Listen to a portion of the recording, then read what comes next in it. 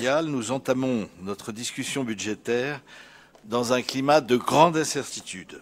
Incertitude quant à l'importance des prélèvements ou des pertes de recettes qu'auront à supporter les différentes strates de collectivités. Incertitude quant à la politique conduite par l'actuel gouvernement face aux différents échelons locaux. Des efforts financiers considérables sont attendus de leur part, alors que les administrations centrales s'exonèrent de toute réforme structurelle.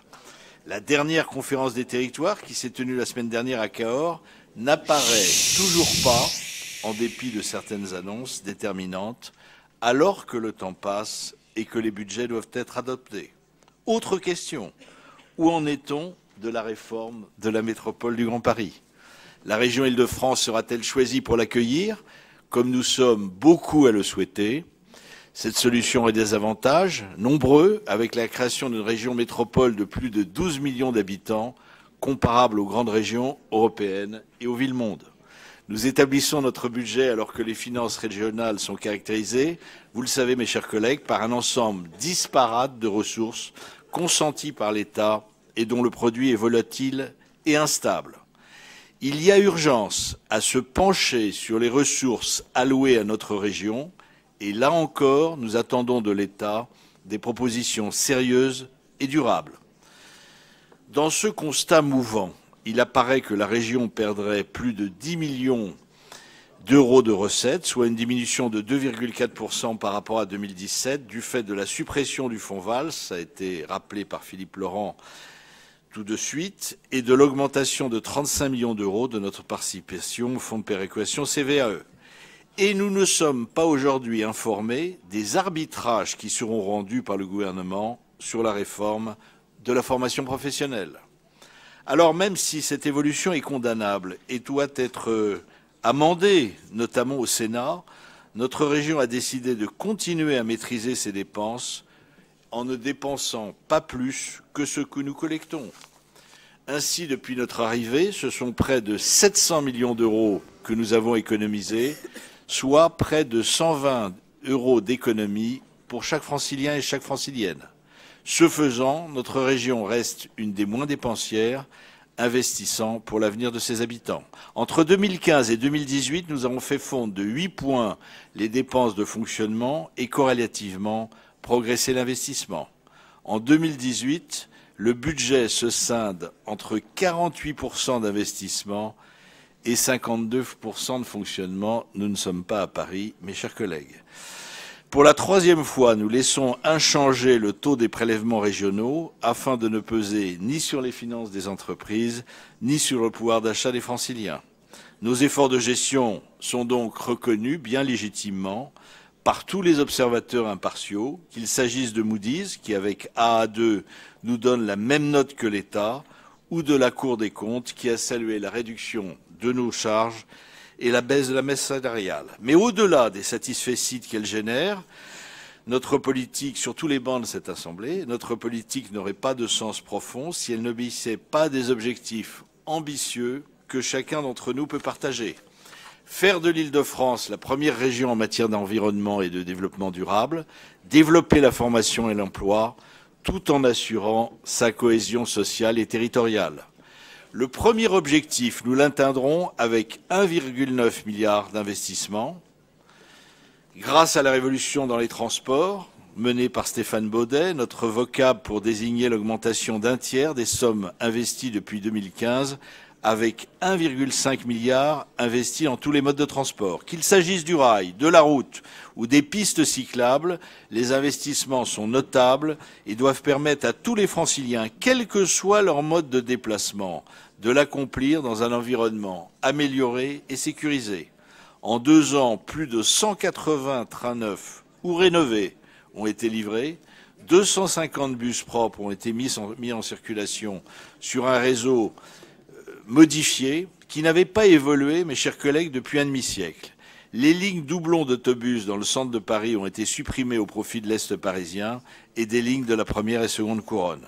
En 2018, le plan vélo montera en puissance, tandis que dans le cadre du plan anti-bouchon, 40 points de congestion seront résorbés.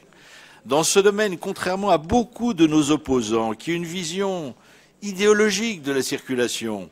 Nous agissons avec pragmatisme et détermination.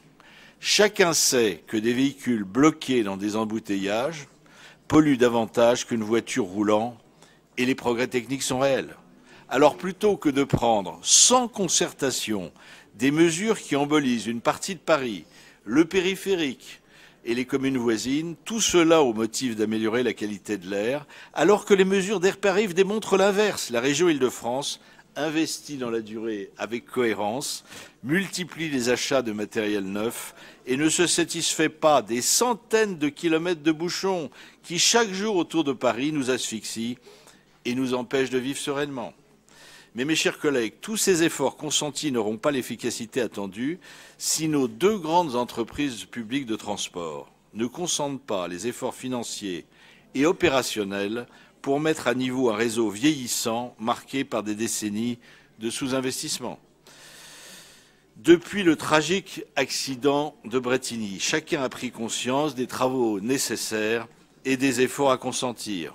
Les usagers devront accepter des coupures ou des arrêts complets de leur ligne pendant l'été, certains week-ends, voire davantage. Ils l'acceptent s'ils en voient les résultats, ce qui signifie que ces travaux doivent être menés avec toute la rigueur nécessaire. Les incidents à répétition à la gare Montparnasse et à la gare du Nord, qui ont eu de très fortes répercussions sur le trafic transilien, sont l'exemple même de ce que nous ne voulons plus voir. La SNCF, mais aussi la RATP, doivent pouvoir mener leurs travaux sur leur réseau sans mettre en péril le trafic sur d'autres lignes. L'interruption du trafic du RER A pendant plusieurs jours cet automne est un autre exemple de la complexité des travaux à mener, mais aussi du soin avec lequel les entreprises doivent intervenir et recruter du personnel compétent. Au-delà des transports, nous poursuivrons notre politique de soutien à travers le programme des 100 quartiers dits innovants et écologiques.